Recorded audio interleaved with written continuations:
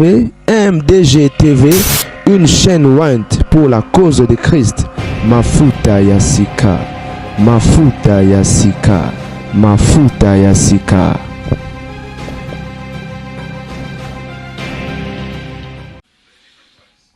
Mbote balinga mi bon dimanche à vous na eli susu na lobai le torobeta masolo ya bato na Njombe. Depuis quelques jours, poste moi a passé à Marcelo et qui viral. Bato baso tonga, bamsu basiliki, surtout bayembi, produit dessus. Passé à Marcelo, il paraîtrait à l'écart qui na Philadelphie, l'église à Philadelphie. Bon, na poste, na mona hi bongo, po na baso na lobia il paraîtrait. Oh, quand ba commentaire ba comment ba n'importe quoi. Oh, ça sir na mambozo lo bate. OK, passé à Marcelo il est côté à Philadelphie.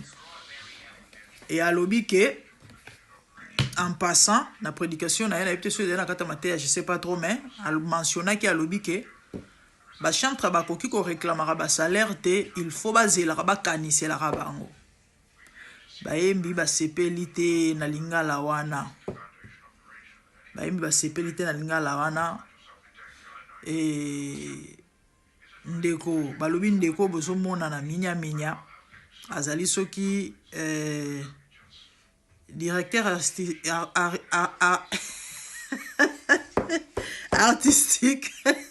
ya groupe asa dena mwana aza soki guitariste ndena yoki.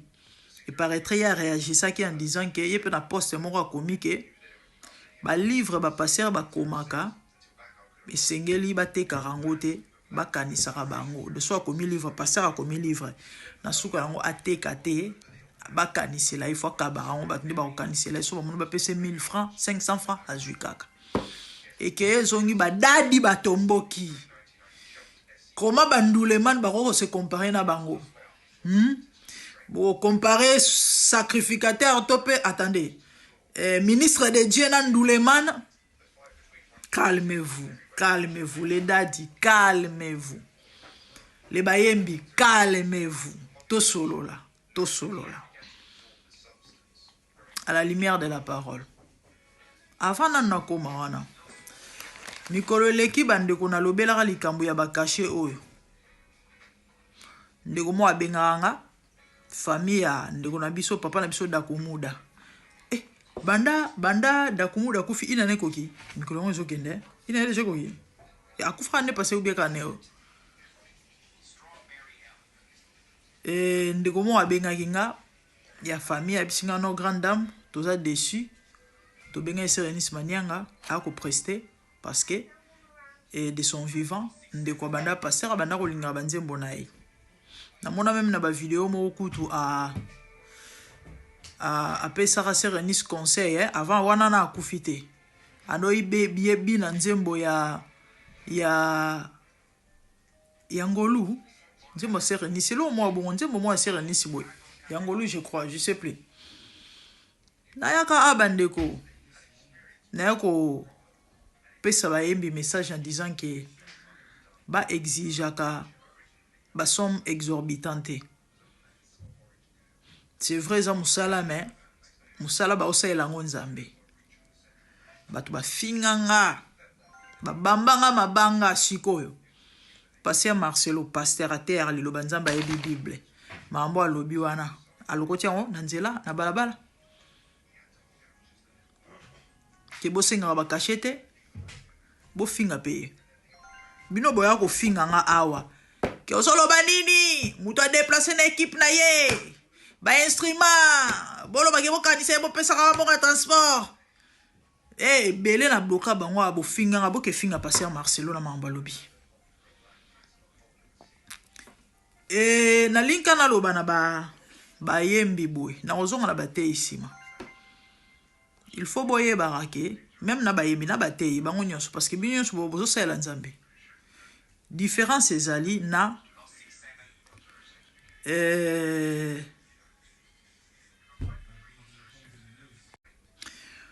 la différence ezali vous devez dissocier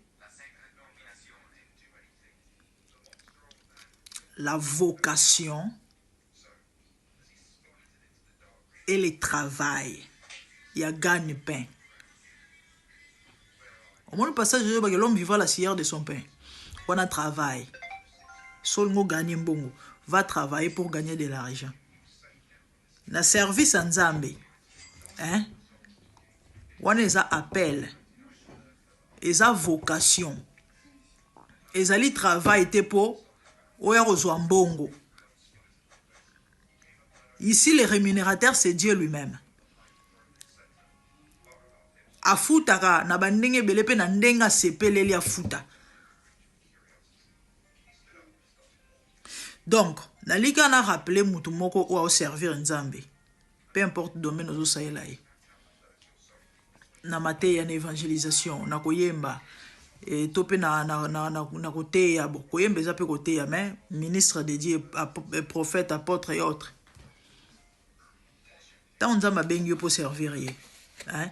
Zwambongo bosana. C'est ça. Ou bien kosalate, ou bien maramnazo bano yango wana. Parce que yango bomoni lelo oyo, ebele bakoti zamba pona marambo, babungi nzela pona marambo tellement ya yaki po azwambongo. Et akomi kosala de façon que azwambongo. Et sali ke abungi si vision. Parce que tant yozo sala po zwambongo, o sa mamnenge nzamba lingeli to sala mamnenge yo lingeli parce que il faut zwambongo. Déplace ngambo ezali. Quant au pasteur, ce que nous balons livre au kabara, bakanisa bino bozo silika pona nini. Mais bien sûr servir Nzambe. Ba monsieur ba yimba ba servir Nzambe, ce que tant yo papa yo doke musiko le mambo livre, avant non comme na mambo livre. Ba passer un peu ba senga ba cacher. Ba bengi seki na hôtel na église songolo. Ba senga ba cacher, ba zali belé. Aya tei opesi mbongo muka siliki baza ebele ake otongo pa baninga na e baza ebele bref, que dit la Bible par rapport au service? Nzambe aza motema mabe te, Nzambe aza égoïste te. Na Bible ba sacrificateur ba na ozo salaire na bango ezaki ba dîme ba offrande au peuple ba na opesa volontairement par ba sacrificateur ezaki par ba lévite ezalaki. De quelque part ceux ba yembi bazo réclamer salaire, peut-être c'est trop dire. Moi, rémunération à mon keko ou na église, ce n'est pas un péché. Mais malheureusement, va passer à trop dire na bango. Bizarrement, yé mo zongola, ba di mes oko tazolia, ba offrande des oko tazongola, mais ba yé minzamba ko pambola bino na maloba. Or na Bible, ba lévite o ba bandaye ko servir na loyembo, ba banda pe ko zwa part.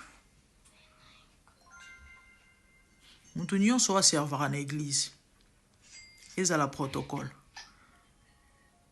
Ils ont la choriste. Ils ont la de tout ce qui est service dans l'église. Mon toutou ou à servir pas ça là. On a droit. Bah payer ça qui ne fait que 10 francs.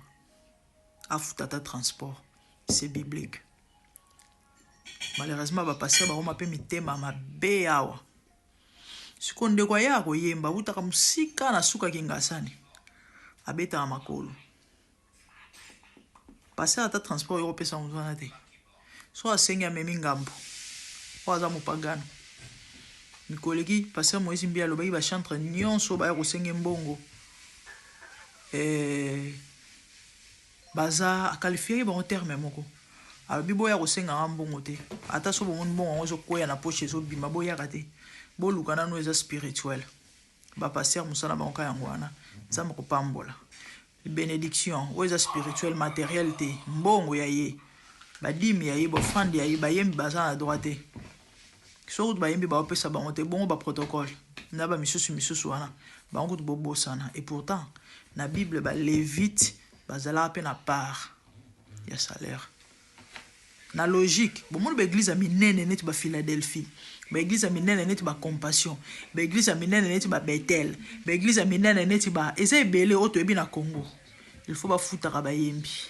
Chaque fin mois peut-être bo pesi enveloppe parce que bazora mbongo belé. ba protocole faut bofuta bango. C'est dans la Bible. Mais malheureusement ba pasteur ba mitema tellement mabe. Ba yembi ba kanisela bango mais bango ba pasteur ba kanisela bango te bango ba zo ba millions wana ba 10 000 ba offrande ba liara bango moko c'est méchant cher pasteur.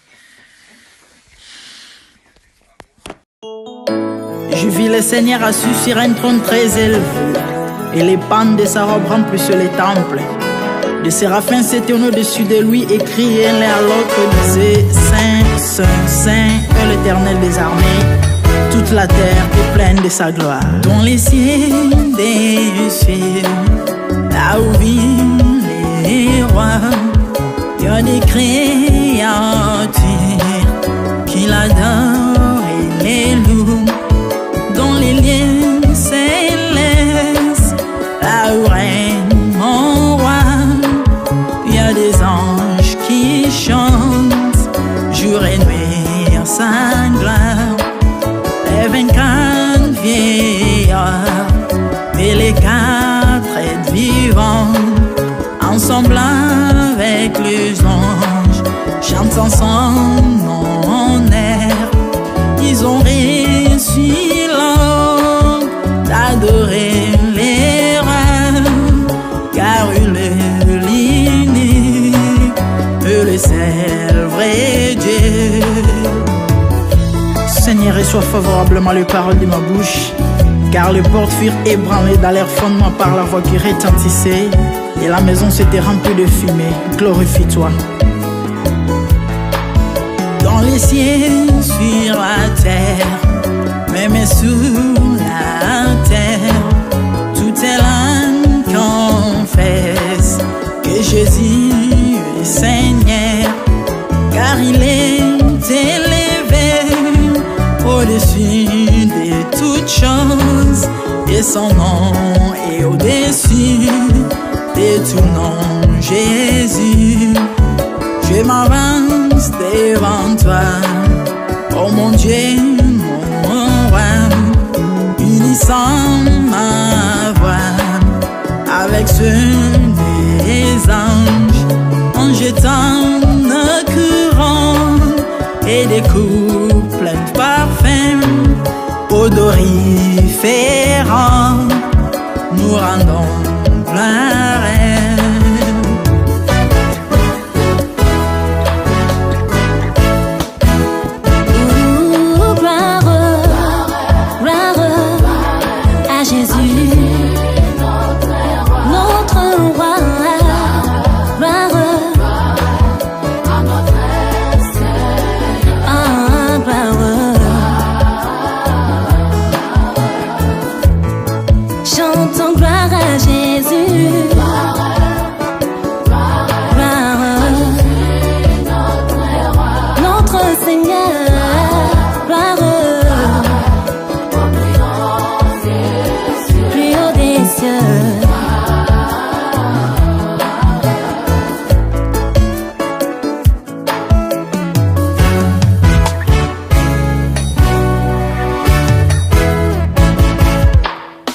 Il est beau d'annoncer les matins ta bonté. Voici mon sacrifice, la louange de ma bouche, les fruits de mes lèvres qui confessent ton nom en poussant des cris, car tes œuvres sont grandes. Bienvenue jour dans ta face, que mille ailleurs, car tu es mon soleil, mon bouclier, ma tour forte. Tu me donnes la force du bif, tu m'arroses d'une huile fraîche. On est se plaît à contempler mes ennemis grâce à toi.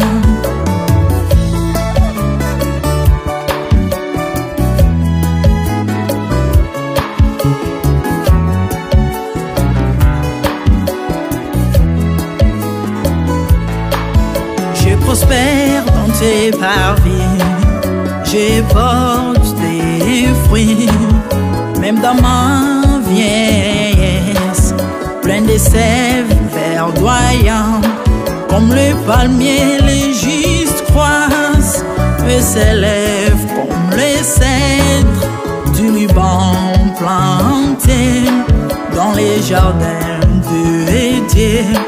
Dieu de vengeance s'élève pour venger mes ennemis. Il mettra la fin à la malice de leurs œuvres, car il est le Tout-Puissant, l'Éternel des armées, El Shaddai Adonai, El Elyon Sabaoth.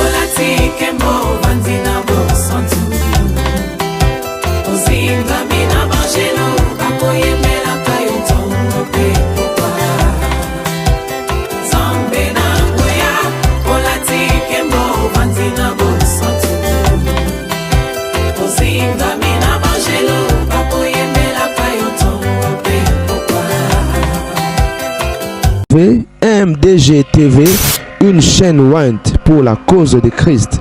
Mafuta ya Sika, Mafuta ya Sika, Mafuta ya Sika.